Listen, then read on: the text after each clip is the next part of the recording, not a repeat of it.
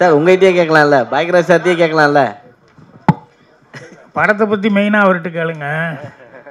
இல்லை இது மனிதன் அப்படின்னு வருது. நான் சிகப்பு மனிதன், ஸோ நாளைய மனிதன் அந்த மாதிரி வருது. இது மூன்றாம் மனிதன் அப்படின்னு வரும்போது உங்களுக்கு எப்படி தோணுது?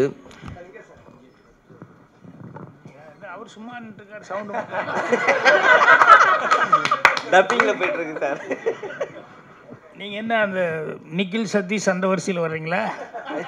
இல்லை உங்கள் மேனரிசம் எல்லாம் அதே மாதிரி இருந்தது சில விஷயங்கள்லாம். சார் லுக் இப்படி பாருங்கள், அப்படி பாருங்கள், லெஃப்ட் ரைட் பாருங்கள், அது இது. டைட்டிலெல்லாம் வச்சுக்கிட்டு நம்ம சிமிலாரிட்டி எல்லாம் பார்க்க முடியாது. ஏன்னா நிறைய படங்கள் அந்த மாதிரி வந்து சிமிலாரிட்டி வர்றது உண்டு. இது வந்து அதான் நம்ம சொன்ன மாதிரி கேரக்டர் வந்து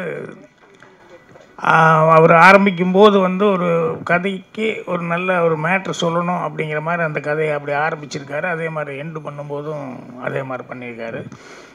அது மாதிரி ஒரு ஒரு லேடிஸ் தாய்க்குளம் அப்படிங்கிறது வந்து அவங்க எந்த அளவுக்கு ஒரு அக்கறை எடுத்துக்குவாங்க, குடும்பத்தில் எந்த அளவுக்கு பொறுப்பு எடுத்துக்குவாங்க அப்படிங்கிறத வச்சு பண்ணியிருக்காங்க. ஸோ அதில் அந்த பிரண்ணா அவங்க வந்து நடித்தது அவங்களுக்கு அவங்க இதை மீறின ஒரு கேரக்டர். பட் அதை 2-3 கெட்டப்பில் நல்லா பண்ணியிருந்தாங்க. இன்னும் எல்லாருமே ஸ்ரீநாத், சூர்யா இவங்க எல்லாருமே வந்து சின்ன சின்ன இது 1 நாள் 2 நாள் வேலைன்னா கூட அந்த 1 நாள் 2 நாள் வேலை வந்து படத்தில் தேவைப்படுற அளவுக்கு இருந்தது. அது நல்லா பண்ணியிருக்காங்க. சரி, கமல் சார் இப்போது லேட்டஸ்ட்டாக கேஆர் சாரும் வந்து சின்ன படங்களுக்கு வந்து நிறைய சப்போர்ட் பண்ணோம் அப்படின்னு சொல்லிட்டு இருக்காங்க. ஏன்னா சின்ன படங்களுக்கு வந்து தேட்டரே கிடைக்க மாட்டுது அப்படின்னு சொல்கிறாங்க. ஸோ இதை பற்றி என்ன நினைக்கிறீங்க? ஏன்னா தேட்டர் வந்து அவ்வளோ பெரிய படங்கள் ஒரு ஃபெமிலியரான ஃபேஸ்க்கு தான் கொடுக்குறாங்க. ஸோ இந்தமாதிரி படங்கள்லாம் வரும்போதே ஒரு ஷோ கிடைக்கிது பெரிய விஷயமா இருக்குது. இல்லைங்க, இங்கேயே நான் பல தடவை சொல்லியிருக்கேன். என்னன்னு சொன்னோம்னா ஒரு காம்ப்ளெக்ஸில் வந்து பெரிய படங்கள் போடுறாங்கன்னா ஒரு படமாவது சின்ன படம் வந்து கம்பல்சரியாக போடணுன்னு கவர்மெண்ட் வந்து ரூல்ஸு கொண்டு வரணும். அதுக்கு வந்து ப்ரொடியூசர்ஸ் கவுன்சில் இவங்கெல்லாம் ஒரு போராட்டம் பண்ணி அப்படி பண்ணால் தான் கரெக்டாக வருமோ ஒழிய இதை அவங்களா பார்த்துக்குவாங்க அவங்களா பண்ணிக்குவாங்கன்னு சொன்னோம்னா எப்படி சரியாக வரும்? நீ பார்த்துக்கோ நான் பார்த்துக்கோ அப்படின்னு சொல்லி சொன்னேன். அதனால் கவர்மெண்ட்டும் வந்து இல்லை சின்ன படங்களை என்கரேஜ் பண்ணோம் அப்படின்னா அதுக்கு வந்து என்ன தயாரிப்பாளர்கள் சங்கம் இவங்கெல்லாம் வந்து அதுக்கு ஒரு பெரிய ஸ்டெப் எடுத்துக்கிட்டு போய் நிற்கணும். போய் நின்னோம்னா 4 தேட்டரில் வந்து ஒரு படம் ஓடுது அப்படின்னா இப்போ பெரிய ஆர்டிஸ்ட்டுக்கு படங்கள்லாம் ஓடிட்டுருக்குன்னு வச்சுக்கோங்களேன். சப்போஸ் டிக்கெட் கிடைக்கலன்னா சரி அடுத்த ஷோ புக் பண்ணிவிட்டு அதுக்குள்ளே இந்த வந்துட்டுமே எவ்வளோ தூரம் அப்படின்னு சொல்லிட்டு சரி சின்ன படம் ஒன்று இது எப்படி இருக்குது பார்க்கலாமே அப்படின்னு சொல்லிட்டு இப்படி தோணும். நானெல்லாம் அப்படி டிக்கெட்டு கிடைக்காம ஃபஸ்ட்டு டே இரவும் பகலும் படமெல்லாம் அப்படி தான் போனேன். ஏதோ ஒரு படத்துக்குன்னு போனேன். அதை டிக்கெட்டு மத்தியானமாக சாயங்காலம் தான் கிடைக்கும். சரி ஏதாவது புதுசாக யாரோ நடிச்சிருக்காங்களே ஜோசப் தலியத்து என்னடா அது சிட்டாடல் அப்படின்ட்டு ஜெய்சங்கர் புதுசு அப்படின்னு சொல்லிட்டு அப்புறம் போய் பார்த்தா இந்த படம் கண்டிப்பாக 100 days ஓடும் அப்படிங்கிற லெவலில் எனக்கு படம் பார்த்தோன்னே தோணுச்சு. அப்புறம் பார்த்தா ஜெய்சங்கர் பெரிய ஹீரோ வந்தார். எல்லாருமே அப்படி தான் புதுமுகம் அப்படின்னு சொல்லும்போது புதுசு அப்படிங்கும்போது அவங்களுக்கு ஒரு வாய்ப்பு கிடைக்கணும் முதல்ல. அது வந்து கவர்மெண்ட்டும் இவங்களுக்கு தான் ட்ரை பண்ணணும்.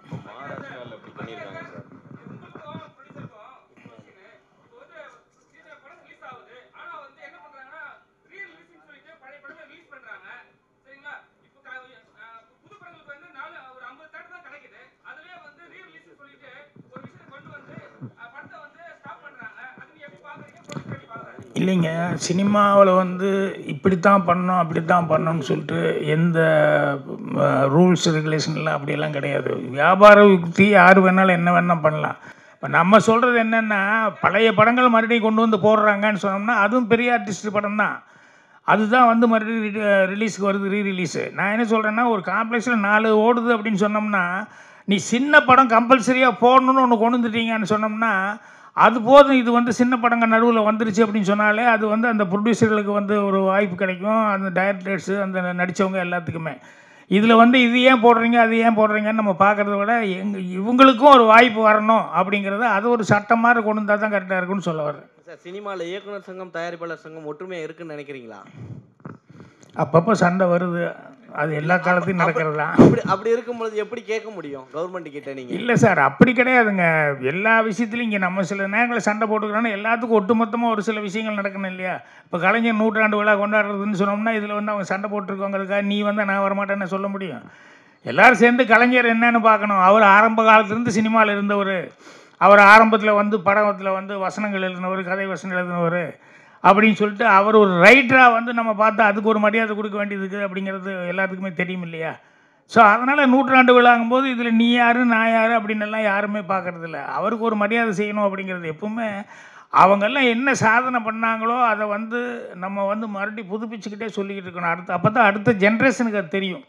ஓ, அவங்களுக்கு நூற்றாண்டு விழா எடுக்கணும்னா அவர் என்ன வசனம் எழுதுறாருன்னு சொன்னோம்னா அப்போ தான் அவன் வந்து திருப்பி திருப்பி பார்ப்பான். பராசக்தி படமெல்லாம் அவர் என்ன டைலாக் எழுதினார் என்னங்கிறதெல்லாம் திருப்பி திருப்பி பார்க்குறதுக்கான வாய்ப்புகள் வருது.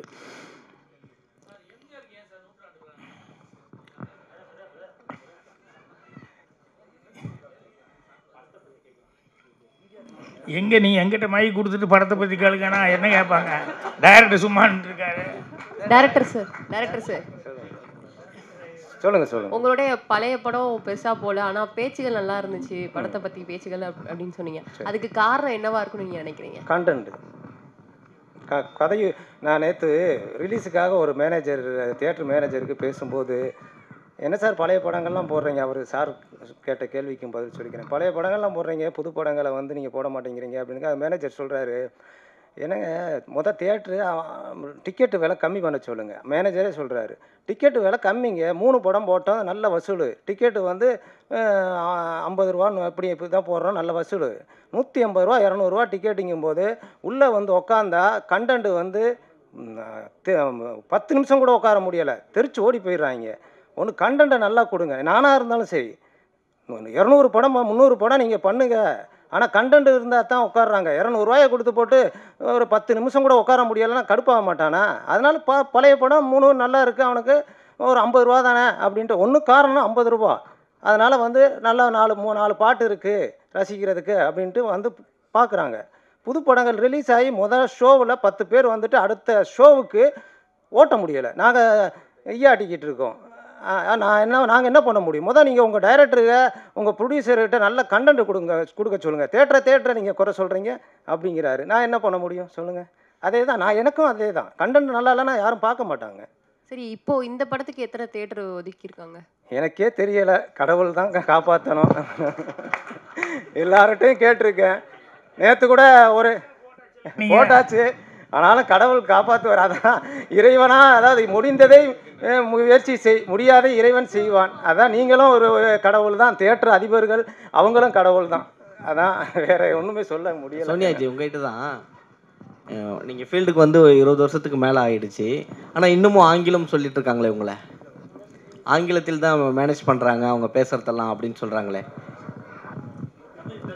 தமிழில் நீங்கள் பேசாமல் ஆங்கிலத்தில் மேனேஜ் பண்ணிட்டு இருக்கீங்க. இல்லைங்க, நடிக்கிறதெல்லாம் தமிழில் பேசும்போது பிக்கப் பண்ணி நடிச்சிடுறாங்க. நான் சொல்ல வந்தது என்னென்னா, ஃப்ளோவாக பேசுறது அப்படிங்கிறது இருக்குல்ல, அது அவங்கவுங்க தாய் பாஷை அப்படின்னு சொன்னோம்னா அது கொஞ்சம் ஃப்ளோவாக பேச முடியும்.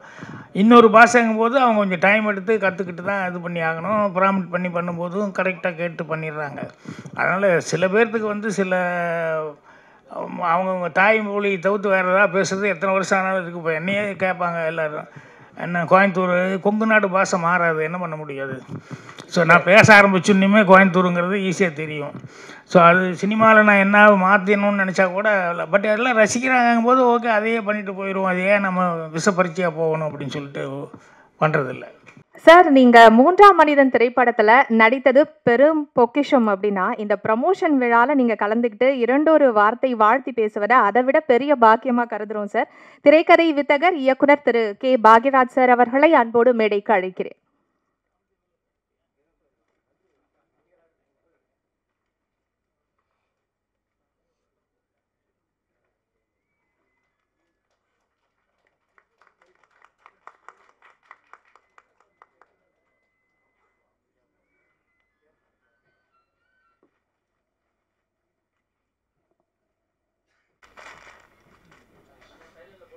இருந்ததுனால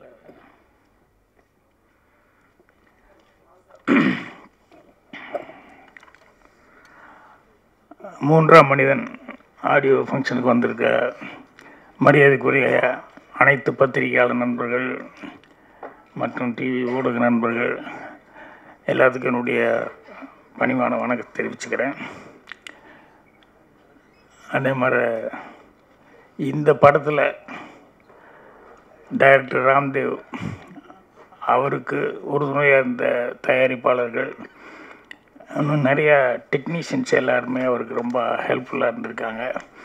அவங்க எல்லாத்துக்கும் என்னுடைய வணக்கத்தையும் வாழ்த்துக்களையும் தெரிவிச்சுக்கிறேன். படத்தில் நடித்தவங்க நிறைய பேர் எங்கள் ஊர் நடித்தது ரொம்ப சந்தோஷமாக இருக்குண்ணா. நானும் நிறைய பேர்த்து கூட சோனியா கூடலாம் அவங்க படத்தை பார்த்துட்டு இருந்த ஒழிய இந்த படத்தில் தான் காம்பினேஷனாக நடித்தோம்.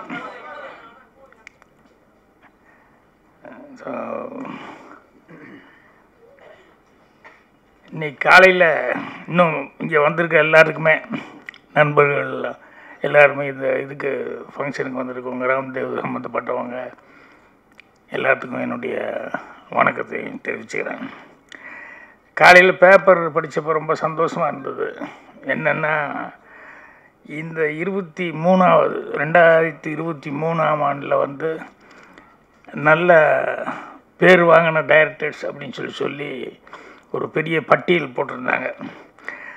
கிடா டைரக்டர் வெங்கட், அப்புறம் நான் நடித்த டாடா அந்த படத்தினுடைய டைரக்டர் கணேஷ் பாபு, மந்திரமூர்த்தி அயோத்தி படம் பண்ணவர், அப்புறம் விநாயக் சந்திரசேகரன் குட் நைட் அந்த படம் பண்ணவர், விக்னேஷ் ராஜா போர் தொழில், ராம் சங்கையா தண்டட்டி அந்த வில்லேஜ் சப்ஜெக்டு, ராம்குமார் பாலகிருஷ்ணன் இப்போ பார்க்கிங்னு ஒரு படம், அப்புறம் அருள் செழியன் அவர் குயிக்கோ அந்த படம் பண்ணியிருக்காரு, அப்புறம் ஹரிகரன் ராம்னு சொல்லி ஜோன் ஒரு படம், இப்போ 1000 புட்காசுகள் ரிலீஸ் ஆகிருக்கு ரவி முருகையா. இவங்க எல்லாருமே இந்த வருஷத்தில் வந்து 2023 வருஷத்தில் நல்ல டைரக்டர்ஸ்ன்னு சொல்லி அறிமுகமானவங்க அப்படின்னு சொல்லும்போது தமிழ் இண்டஸ்ட்ரிக்கு ஒரு பெருமையான ஒரு சமாச்சாரம். என்னென்னா எப்போவுமே தமிழ் திரையை பற்றி சொல்லும்போது மற்ற லாங்குவேஜ் இருக்கிறவங்கெல்லாம் என்கிட்ட நேரடியாக கூட கேட்டிருக்காங்க. என்னென்னா இங்கே தான் வந்து புது டைரக்டர்களை இன்ட்ரடியூஸ் பண்ணுறது வந்து தைரியமாக புது ப்ரொடியூசர்களும் வருவாங்க, புது இயக்குநர்களை அறிமுகப்படுத்துறதும் இங்கே தான் அதிகமாக நடக்கும். அதே மாதிரி மற்ற எல்லாருமே ஆர்டிஸ்ட்டு இன்ட்ரடியூஸ் பண்ணுறது எல்லாமே மற்ற ஊரில் எல்லாம் கொஞ்சம் யோசிப்பாங்க, வியாபாரம் அது இதுங்கிறதுனால கொஞ்சம் எதுக்கு எக்ஸ்பெரிமெண்ட் அப்படின்னு சொல்லிட்டு. தமிழை பொறுத்த வரைக்கும் அந்த எக்ஸ்பெரிமெண்ட் அப்படிங்கிறது பெருசாக நினைக்கவே மாட்டாங்க.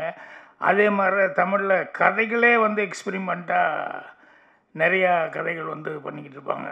ஸோ இத்தனை பேர் வந்திருக்காங்க கிடச்சிருக்காங்கும்போது 2023ங்கிறது ரொம்ப சந்தோஷமான ஒரு வருஷமாக இருக்குது.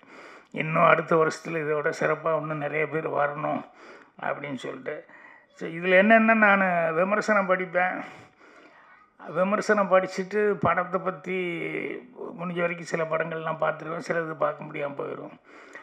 பத்திரிகைகள் அவங்களுடைய விமர்சனங்கள் வந்து இந்த படங்களுக்கு எல்லாமே ரொம்ப ஜெனுவனான விமர்சனமாக இருந்தது. எல்லாருமே வந்து அவ்வளோ நல்லா அப்ரிஷியேட் பண்ணி இந்த படங்களை வந்து அவங்களுடைய கை கொடுத்து அவங்களுடைய ஆதரவு தெரிவித்து, ஏன்னா சக்ஸஸ்க்கு அது ரொம்ப முக்கியம். பத்திரிகையாளர்கள், ஊடக நண்பர்கள் அவங்களுடையது. ஸோ இவங்க எல்லாருமே வந்து கரெக்டான முறையில் அது ராம்தேவ் அவரை பற்றி சொல்லணுன்னா நிறையா சொல்லணும். என்னென்னா அவர் எப்படி ப்ரொடியூசர்களை பிடிக்கிறாருன்னு எனக்கு ஒன்றும் புரியல. அது ஒரு திறமை வேணும். ஏன்னா நிறைய பேர் வந்து என் அசிஸ்டண்ட்டு கூட சில பேர் இருந்தாங்க, இவன் நல்லா வந்துடுவான் அப்படின்னு நினச்சிட்டு இருப்பேன். வாய்ப்பு வந்தால் தானே நல்லா வர்றதுக்கு, வாய்ப்பு வர்றதே ரொம்ப பெரிய பிரச்சனையாக இருந்தது. அவன் எங்கே போய் யாரை பிடிக்கிறதுன்னு தெரியாமல் டெய்லி போகிறோன்னு சொல்லிட்டு இருப்பான். ஆனால் ராம்தேவ் பாருங்கள், ஒரு ஆளை பிடிச்சா பரவாயில்ல, ஒரு 3-4 பேர் பிடிச்சிருப்பாருன்னு நினைக்கிறேன். அவங்ககிட்ட எல்லாம் வந்து எந்த அளவுக்கு நம்பகத்தன்மையாக அவர் நடந்துக்கிறது, பேச்சுவார்த்தைகள் இருந்தால் அதெல்லாம் அது எனக்கு ரொம்ப அவரை பார்க்கும்போது அதுதான் முதல்ல வந்து ஒரு டெக்னீஷியனுங்கிற முறையில் எனக்கு இந்த படத்தில் நீங்கள் நடிச்சு கொடுக்கணும் அப்படின்னு சொல்லி கேட்டார். சரி, ஒரு டெக்னீஷியன் அவரே ஒரு டைரக்ட் பண்ணுறவரே படமும் ப்ரொடியூஸ் பண்ணுறாரு அப்படின்னு சொல்லும்போது சரிங்க அப்படின்னா. அதுக்கப்புறம் தான் தெரிஞ்சது, ஒரு வேஷம் போட்டு டக்குன்னு வந்து நின்னார். இது என்னது புதுசாக இருக்கு என்ன? இல்லை சார் அப்படின்னாரு. அப்புறம் பார்த்தா ரொம்ப முக்கியமான ஒரு ரோல் எடுத்துக்கிட்டார் அவர். அப்புறம் அவர் ஒன்று எழுதிட்டாருன்னா அதுலேயே நிற்பார். ஏதாவது சொன்னால் இல்லைங்க இது அப்படின்னா, இல்லை சார் இதுதான் கரெக்டாக இருக்கும் அப்படின்னா. அப்போ நமக்கு எக்ஸ்பீரியன்ஸ் என்னடா இது, இவர்கிட்ட சொல்லி ஆர்கியூ பண்ணி என்ன பிரயோஜனம் அப்புறம் கொஞ்சம் நேரம் கழிச்சு இல்லை அது கரெக்டு தான் சார் அப்படின்னு கொஞ்சம் லேட்டாக வருவார். இல்லைன்னா டப்பிங்கில் வந்து சொல்லுவார். அந்த மாதிரி ஆனால் அவர் கான்செப்ட் ஒன்று அவர் பிடிச்சிருக்காரு. அது ஒரு டிஃப்ரெண்ட்டாக இருந்தது அந்த கான்செப்ட் அவர் பிடிச்சது. பிக்சர் ஓப்பனிங்லேயே நான் தான் பிக்சர் ஓப்பனிங்கே மேலே ஓப்பன் ஆகும். நான் டிவி பார்த்துருக்க மாதிரி இந்த பிரணா இவங்க அந்த டிவியில் வருவாங்க அவங்க குழந்தையோட. ஸோ எண்டு அதே மாதிரி வந்து அந்த படத்தினுடைய எண்ட்லேயும் வந்து அவங்க மேலே என் மேலேயே அவங்க மேலே ஃபினிஷ் பண்ணியிருப்பாங்க. என்னன்னா க்ரைமாக இருந்தால் கூட அதில் வந்து எப்படி க்ரைமை எப்படி கண்டுபிடிக்கிறாங்க அப்படிங்கிறதெல்லாம் வந்து அது நிறைய விஷயங்கள் அப்படி சுற்றி அப்படி வந்துக்கிட்டே இருக்கும். ஆனால் கடைசியில் அது என்ன அப்படின்னா அதில் ஒரு சென்டிமெண்ட் வச்சுருந்தார். என்னென்னா ஒரு இன்னசென்ட்டாக இருக்கிற பசங்க யங்ஸ்டர் அவங்க வந்து ஒரு தப்பு செய்யாத அவங்க மேலே தப்பு இல்லை, ஆனால் சூழ்நிலை அப்படி ஆகிப்போச்சுன்னு சொல்லிட்டு அவங்க இவங்களுக்காக தியாகம் பண்ண வருவாங்க. இந்த கேரக்டர் அவங்களுக்காக தியாகம் பண்ண வரும் அப்படிங்கிற மாதிரி சொல்லி பண்ணிவிட்டு அதுக்கப்புறமா வந்து அது என்னென்னா அந்த குழந்தைகளை வளர்த்துறதுக்கு அவங்க கஷ்டப்பட்டு அப்புறம் அந்த குழந்தைகளை எப்படி ஆளாக்குனாங்க அப்படிங்கிறத வந்து அதில் கரெக்டாக கொண்டு வந்து லிங்க் பண்ணி ஃபினிஷிங்கில், அதாவது படத்தில் ஏதாவது ஒரு மெசேஜ் இருக்கான்னு சொல்லி கேட்டோம்னா இல்லை நல்ல மெசேஜே இருக்குது அப்படிங்கிற அளவுக்கு அந்த கதையில் அதை கரெக்டாக லிங்க் எடுத்துகிட்டு வந்திருப்பார். அப்புறம் எங்கிட்ட அதாவது குறைச்சலாக பேசினார், குறைச்சலான நாள்னார். ஆனால் நிறைஞ்ச நாள் ஒர்க் பண்ண மாதிரியே படம் பூரா நான் டப்பிங் பேசுகிறேன் தீரவே மாட்டேங்க டப்பிங்கு. என்னங்க இது இவ்வளோ எடுத்து வச்சுருக்கீங்க அப்படின்னா அங்கே எடுக்கும்போது என்னென்னா கடன்னு அவர் ஷார்ட் பிரித்து வச்சுருப்பார் எல்லாம். அதில் ஏதாவது ஒன்று அப்படின்னா டிஸ்டர்ப் ஆகிடுவார். அது பிரகாரம் எடுக்கணும், அவ்வளோதான். அதனால் அவரை எடுத்தது பார்த்தா நிறையா அவர் எடுத்த விஷயங்கள் எல்லாமே வந்து பார்த்தேன். எல்லாம் கரெக்டாகவே எடுத்திருக்காரு. அதில் எல்லாம் ஒன்றும் குறை சொல்கிற அளவுக்கு ஒன்றும் இல்லை. ஸோ அவரும் என்ன சொன்ன மாதிரி அவரும் நடிச்சிருக்கார் முக்கியமான ஒரு கேரக்டர் எடுத்துக்கிட்டு. இவங்க அந்த பிரணா அவங்களுக்கு அது யார் ஸ்ரீநாத் வந்து சொன்னார் அவங்க வயசுக்கு மீறின ஒரு கேரக்டர் அப்படின்னு சொல்லிட்டு. ஆமாம், சில நேரங்களில் சில பேர்த்துக்கு வந்து அந்த வயசுக்கு மீறி சில கேரக்டர்கள் வந்து வரும்போது இது அவங்களால முடியுமா முடியாதா அப்படிங்கிற மாதிரி. ஆனால் அதெல்லாம் அவங்களுக்கு ஒரு அனுபவமாக வந்துடும். ஸ்ரீதேவி நடிக்கும்போது பாலச்சந்திர சார் படம் 3 முடிச்சாது அந்த படத்தில் நடிக்கும்போது அவங்க ஏஜுக்கு ரொம்ப சம்மந்தம் இல்லாத ஒரு கேரக்டராக அவங்க பண்ண வேண்டி வந்தது. அந்த மாதிரி நிறையா அந்த ஏஜை தாண்டி இருக்கக்கூடிய கேரக்டர்ஸ் செய்யும்போது அந்த எக்ஸ்பீரியன்ஸ் வந்து அவங்களுக்கு பின்னால் வந்து ரொம்ப ஹெல்ப்பாக இருக்கும். இதில் அவங்க நல்லா சிறப்பான முறையில் அவங்க செஞ்சுருந்தாங்க. சோனியா அகர்வால் அவங்க எனக்கு 1 நாள் 2 நாள் தான் ஒர்க்கு. ஆனால் அந்த 1 நாள் ஒர்க்கும் சிறப்பாக இருந்தது. எனக்கு அவங்க பேச வரும்போது அப்படியே பார்த்துக்கிட்டே இருந்தேன். என்னென்னா அங்கே நான் கூட நடிக்கும்போது அவங்க பேசுகிறது காதுலேயே விழுகலை, விஸ்பரிங். ஆனால் லிப்பு வந்து கரெக்டாக இருக்குது. ஆனால் எனக்கு கேட்கல. இது ராம்தேவ் நீங்கள் பேசுனீங்களா அப்படின்னாரு. ஏன்னா அவர் அடுத்தது கட் சொல்கிறதுக்கு இது பண்ணுறதுக்கு என்ன பண்ணுறதுன்னு தெரியாமல் அப்படி கவனிச்சிக்கிட்டு இருந்தார். அதனால் இங்கே வந்து பேச வரும்போது கரெக்டாக கேட்குமா கேட்காதா அப்படின்னு நினச்சிக்கிட்டு இருந்தேன். ஆனால் அவங்க இங்கிலீஷில் பேசுறதுனால அந்த பிரச்சனை இல்லை. தமிழில் பேசுகிறதுனா தான் கொஞ்சம் ப்ராப்ளமாக இருக்கும். ஏன்னா தப்பு வருமோ அப்படின்னு சொல்லிவிட்டு அவங்களுக்கு அந்த கான்சன்ட்ரேஷன் இல்லை. இப்போ நான் இங்கிலீஷில் பேசுனா நான் கொஞ்சம் யோசிப்பேன்ல, அது மாதிரி அவங்க தமிழில் பேசுனா அவங்க அப்படி. ஸோ இப்போ ஸ்ரீநாத்தோட ஒர்க் பண்ணும்போதும் அதெல்லாம் அது முக்கியமான இன்வெஸ்டிகேட் பண்ணுற மாதிரி கேரக்டரு. ஸோ அவர் கூட நடிக்கும்போதும் அவர் டைரக்ஷன் பண்ணிட்டு இருந்தவர். நிறைய பேர் இப்போ டைரக்ஷன் பண்ணுறவங்கெல்லாம் ஆக்டிங்லேயே வந்துட்டாங்க. இல்லை கொஞ்சம் கஷ்டமான வேலைன்னு எல்லாம் தெரிஞ்சு போச்சு. ஆமாம், போனோமா ஏதோ வசனம் பேசணுமா ஏதோ கொடுத்தாங்களா வந்தோமா அப்படிங்கிற மாதிரி. இது எப்போ கதை எழுதி அது வந்து கஷ்டப்பட்டு லொக்கேஷன் எல்லாம் போய் பார்த்து அதுக்கப்புறம் ஆர்டிஸ்ட்டுகளை செலக்ட் பண்ணி இப்போ நினச்சி பார்த்தா எனக்கு ஆச்சரியமாக இருக்குது, நம்ம தான் இதெல்லாம் பண்ணோமா அப்படின்னு சொல்லிட்டு. ஏன்னா அப்போ அது வேலை மாதிரி தெரியல. அதனால் வந்து எனக்கு கஷ்டப்பட்டோங்கிறதே ஒன்றும் தெரியல. ஆனால் இப்போ வந்து எல்லோரும் சொல்லும்போது தான் நமக்கு தெரியுது இது இந்த மாதிரி அப்படின்னு சொல்லிட்டு. காலையில் இன்னொரு காமெடி கூட நடந்தது. நம்ம பாவா செல்லதுரை இருக்கார், கதை சொல்லி எல்லாம் டிவியில் பார்த்துட்டு இருப்பீங்களே, அவர் ஃபோனில் பேசிகிட்டு இருந்தார். நேற்று யாரோ ஒரு நண்பர் வந்தப்போ அவரை பற்றி பேசும்போது அப்போ நான் சொல்லிக்கிட்டு இருந்தேன், ரொம்ப நல்லா கதை சொல்கிறாரு அவர். அது என்னென்னா அதில் சிறப்பம்சம் என்னென்னா எல்லோரும் எல்லா கதையும் படிக்கிறதுக்கான வாய்ப்புகள் ரொம்ப கஷ்டம். எல்லோரும் எல்லா புக்கும் வாங்கி எல்லா கதையும் படிச்சிட முடியாது. ஆனால் நல்ல ரைட்டர்ஸு எழுதின நல்ல கதைகள் இருக்குது பாருங்கள், அந்த மாதிரி கதைகளாக செலக்ட் பண்ணி பாவா செல்லதுரை அது ரெகுலராக அவர் சொல்லிகிட்ருக்காரு. ஒரு 1/2 hour 45 minutes அவர் நேரேட் பண்ணும்போது நமக்கு உண்மையிலேயே அது மெயின் கதை என்ன அப்படிங்கிறத கொஞ்சம் கூட இப்படி இல்லாமல் அது நல்லா உள்வாங்கிட்டு அவர் சொல்கிறதுங்கிறது ரொம்ப நல்லா சொல்லிக்கிட்டு இருக்காரு. அப்புறம் அவருக்கு நேற்று அவரை பற்றி பேசுனதுனால நீ ஃபோன் பண்ணார், பண்ணி நீங்கள் வரணும் சார் ஒரு தடவை திருவண்ணாமலைக்கு, இங்கே நான் கெஸ்ட் ஹவுஸ் எல்லாம் கட்டி வச்சுருக்கேன், எல்லாருமே டிஸ்கஷனுக்கு வர்றாங்க அப்படின்னு. இல்லைங்க நானும் கூட கேள்விப்பட்டேன், பெரும்பாலும் ஆமாங்க உங்கள் டேரக்டர்லேருந்து மிஸ்கின்லேருந்து எல்லோரும் வர்றாங்க அப்படின்னு சொல்லிட்டு இருந்தார். அப்போ கடைசியில் ஒரு வார்த்தை சொன்னார், என்னென்னா பாலு மகேந்திரா கடைசியில் இங்கே தான் சார், அவர் கல்லறையே இங்கே தான், அதனால் நீங்களும் ஒரு தடவை வரணும் சார். அது சொல்லிட்டு இதை சொல்லும்போது இன்னும் இவ்வளோ சீக்கிரம் கூப்பிட்றாரு அப்படிங்கிற மாதிரி நான் நினச்சி சிரிச்சுக்கிட்டேன். அவருடைய கதை சொல்கிறதுங்கிறது நிறைய பேர்த்துக்கு புக்கு படிக்க முடியாதவங்கெல்லாம், இப்போ பொன்னியின் செல்வம் அதெல்லாம் அன்னைக்கு அந்த கதையை படிச்சுட்டு அப்புறம் இப்போ படம் வந்ததுக்கப்புறம் பார்த்தோம்னு சொன்னோம்னா அந்த படத்துக்கு இன்னும் டெய்லி ஏதாவது ஒரு டிஸ்கஷன் வந்துட்டுருக்கும். ஆயத்து கரிகாலனை யார் கொண்டாங்க, நந்தினி இருக்குதா இல்லையா, பலுவேட்டர் என்னாச்சு ஏதாச்சுன்னு சொல்லிட்டு டெய்லி டிஸ்கஷன். அதில் இந்த இது பார்த்தோம்னா ரொம்ப காமெடியாக இருக்கும். என்னென்ன யூடியூப்புகளில் பேசும்போது எங்கேயா ராமர் இருந்தார் அப்படின்னு ஒருத்தர் ஆரம்பித்தார்னா அவர் அதை பற்றி சொல்லிகிட்டே இருப்பார். ஆனால் பேப்பரை பார்த்தா 2000 கோடியில் ராமர் கோயில் கட்டிக்கிட்டு இருக்காங்க பேப்பரில் இது மாதிரி ஒவ்வொன்றும் ஆரியர் என்ன இது என்ன அது என்னன்னு சொல்லிட்டு பார்த்தா நமக்கு எதை நம்புறது எது நம்பலை அப்படிங்கிற மாதிரி சில நேரங்களில் ஏன்னா அவங்கவுங்க ஆர்குமெண்ட் அவ்வளோ கரெக்டாக இருக்கும். ஆனால் எல்லோரும் என்னென்னா இந்த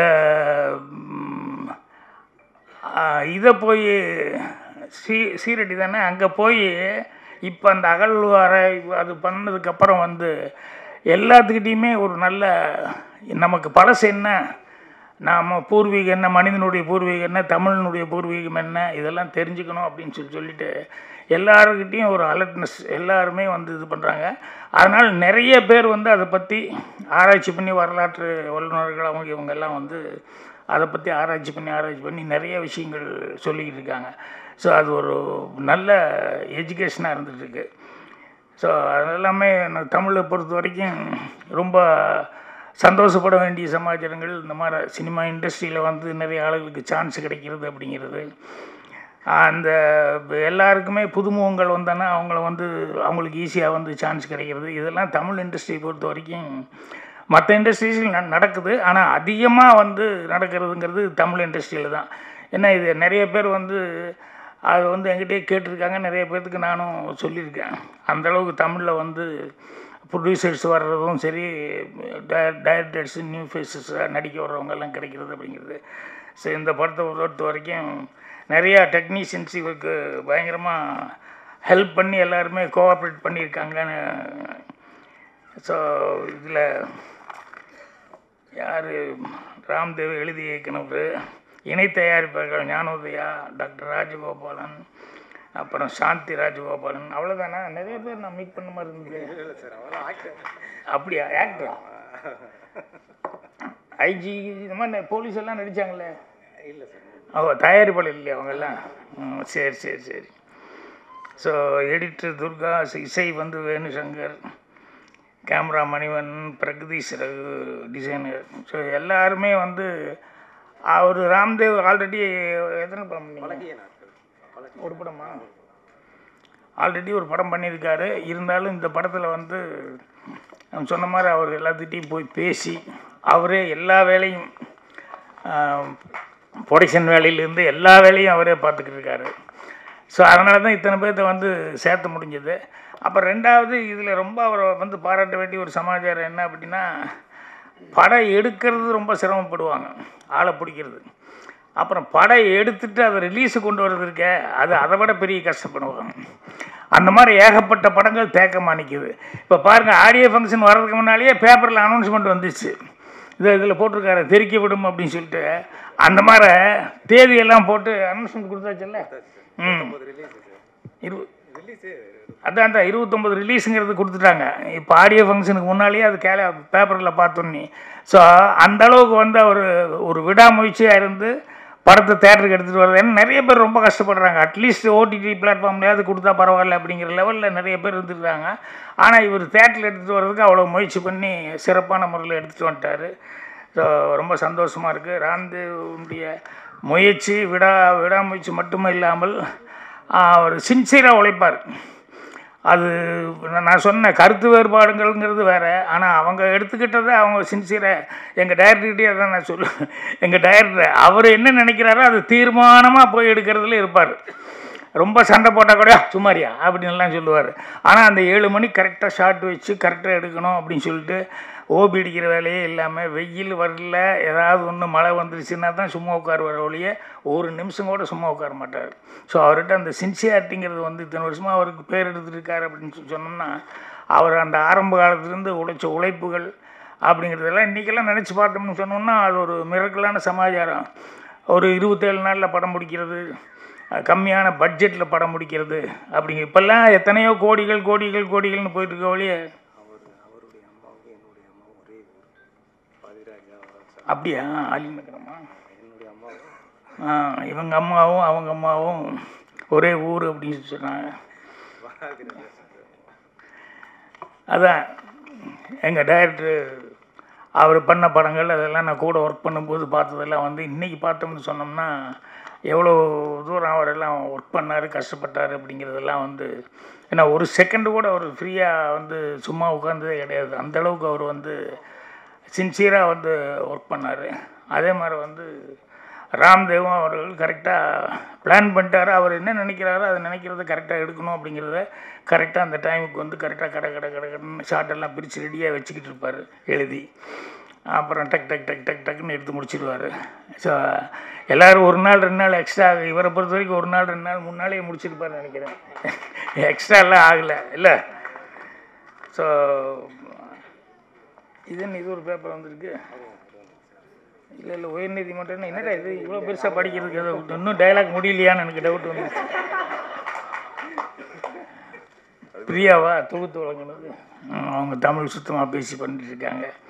ஸோ பத்திரிகையாளர் நண்பர்கள் படம் பார்த்துட்டு நீங்கள் என்ன நினைக்கிறீங்களோ தான் எழுதுவீங்க. என் படத்துக்கே நான் கேட்க மாட்டேன். படம் பார்த்ததுக்கப்புறம் நான் அங்கே அப்போல்லாம் மீட்டிங் படம் முடிஞ்சுன்னு நாங்கள்லாம் மீட் பண்ணிக்குவோம். அங்கே சினிமாவை பற்றி பேச வேணான்ருவோம், படத்தை பற்றி பேசாதீங்க, ஜென்ரலாக ஏதாவது பேசுவோம் அப்படின்னு சொல்லிட்டு. அது என்னென்னா அவங்க என்ன நினைக்கிறாங்கன்னா, ஒரு பாட்டு ஹிட் ஆகுது அப்படின்னு சொன்னோம்னா நம்ம கேசட் வாங்கி ஆடியோ அது பார்க்கணுங்கிற அவசியம் இல்லை. சிக்னல் நின்றுருப்போம், பக்கத்து காரில் வந்து பாடிக்கிட்டு இருக்கோம். டீ கடையில் எங்கே போய் சாப்பிட்லான்னு போனால் அங்கே பாடிக்கிட்டு இருக்கோம். ஸோ ஒரு பாட்டு ஹிட் ஆகிறது எப்படி தெரிஞ்சுக்கணும்னா நம்ம வாங்கி பார்க்கணுங்கிறது இல்லை, அதே எங்கே வேணாலும் பாடிக்கிட்டு இருக்கும், நம்ம காதில் விழுந்துகிட்டே இருக்கும். அது மாதிரி பத்திரிகையாளர் நண்பர்கள் வந்து அவங்க நினைக்கிறது அவங்களுக்கு ஜென்ரலாக என்ன தோணுதோ அதில் ப்ளஸ் பாயிண்ட்டு மைனஸ் பாயிண்ட்டுன்னு அவங்கவுங்க ஆங்கிள் எழுதுவாங்க. இப்போ நான் சொன்ன அந்த 10 பேருக்கெல்லாம் அந்த நேம் வந்ததுக்கெல்லாம் காரணம் இவங்க விமர்சனங்கள் எல்லாம் வந்து எல்லா பத்திரிகைகளையும் நான் படிக்கும்போது எல்லாருமே ஓரளவுக்கு முன்ன பின்ன இல்லை, பெருசாக ஓரளவுக்கு எல்லாருமே அவங்க என்ன அப்ரிஷியேட் பண்ணாங்களோ அதே அளவுக்கு ஜனங்களும் அதை வந்து புரிஞ்சுக்கிட்டு தமிழ் ஆடியன்ஸுக்கிட்ட இருக்கிற பெரிய ப்ளஸ் பாயிண்ட் அதுதான். இது புதுசுன்னா கூட பரவாயில்லன்னு தேட்டருக்கு வந்து ஒரு தடவை பார்க்கலாமேன்னு பார்ப்பாங்க. அதுக்கப்புறம் மவுத் டாக் வந்ததுன்னு சொன்னோம்னா ஆட்டோமேட்டிக்காக வந்து தமிழ் ஆடியன்ஸுக்கிட்ட போகும். ஸோ அதனால தான் இங்கே இருக்கிற படங்கள் வந்து நிறைய அடுத்த லாங்குவேஜுக்கு வந்து நமக்கு போயிட்டுருக்கு. அதே மாதிரி நம்ம டெக்னீஷியன்ஸ் எல்லோரும் எல்லா லாங்குவேஜ்லேயும் வந்து ஒர்க் பண்ணிகிட்ருக்காங்க.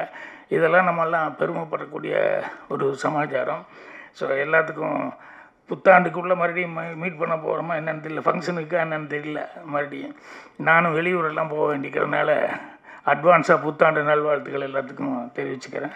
ராம்தேவ் அவர்களுக்கும் அவர் டீமுக்கும் அட்வான்ஸாக என்னுடைய நல்வாழ்த்துக்கள் தெரிவிச்சுக்கிறேன். நன்றி, வணக்கம்.